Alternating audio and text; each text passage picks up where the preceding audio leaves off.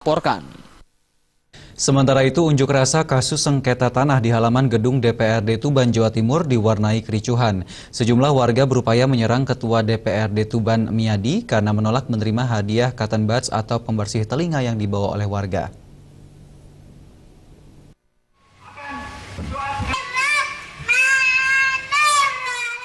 Unjuk rasa awalnya berlangsung tertib. Sekitar 50 warga desa Gaji, Kecamatan Kerek, Tuban, menggelar orasi di depan kantor DPRD setempat sambil membawa keranda jenazah dan membentangkan poster. Mereka berorasi secara bergantian.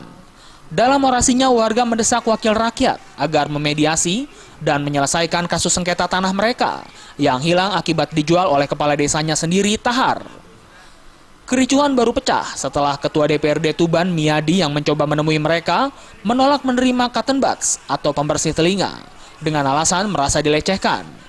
Hadiah cotton buds tersebut diberikan warga sebagai simbol ketidakpedulian wakil rakyat yang memilih diam seolah tak menggubris kasus yang kini menimpa warga.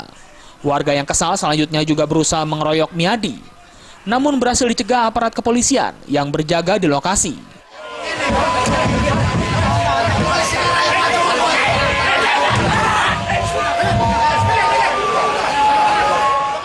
Warga yang kesal kemudian memilih meninggalkan gedung DPRD Tuban.